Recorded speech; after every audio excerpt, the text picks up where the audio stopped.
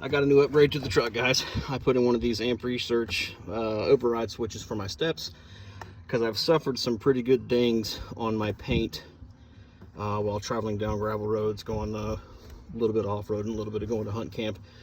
I thought if I could ride around with my steps deployed, it might save me some future dings. If it doesn't, you know, I gave it a shot. It's $45 on Amazon. I'll post the link in the post here. 3 wires. There's a black, a green, and a white that connect back to your controller on the steps over by your battery. You need to pay attention when you're looking at the directions because it'll tell you what order to put them on. But the diagram that you're looking at is actually the view of the controller itself and not the plug. So if you're holding the plug next to the connector, excuse me, the controller plug next to the connector that you're sliding the terminals into, you need to reverse the order. It'll make sense when you see the directions.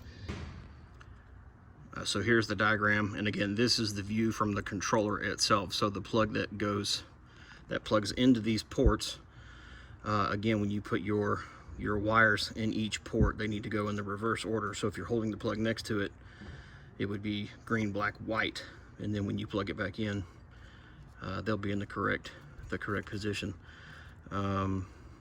It's worth noting, I don't think I mentioned it, of course, maybe disconnect your negative battery terminal while you do this. The instructions don't say to do it, but I did anyways.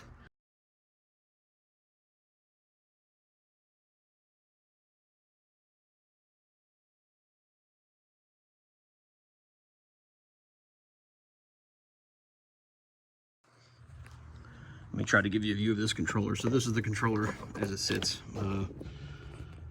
behind my battery here. Here is the 8-pin port here. It's on the right side of the controller. Again, when you look at this, reverse the order when you slide your wires into this connector, this being the top. So as you can see here, I've got white, black, and green. You can see the new sleeves in there. I said reverse the order from the diagram. Make sure you get this installation correct. I pop your little fuse box out here. You got a T15 here, a T15 here, 9/32 bolt. There's a 9/32 bolt behind this little piece of trim. As soon as you pop this off, this will pop up and you can get your drill in there pretty easy. Right behind here, there's another little plastic subframe that's got a square opening, kind of oblong opening, just big enough for this switch to kind of recess into and to pull your wires up through. I followed the same path I did with my step wires.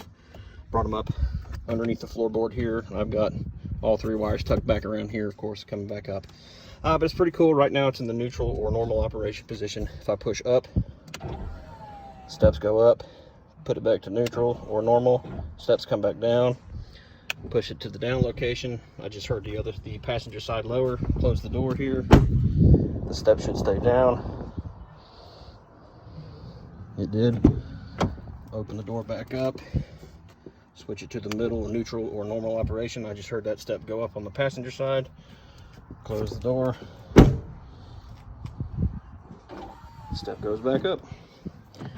I don't know, guys. It's a pretty cheap install.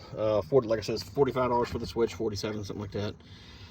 It took me about 2 hours to do it, but I did have to go get a new crimper for the wire connections back here because I have no idea what happened to mine. Anyways, hope it helps somebody. Like I said, pretty simple, less than $50 after all the tools I bought. So yeah, good luck, guys. Hope it helps somebody.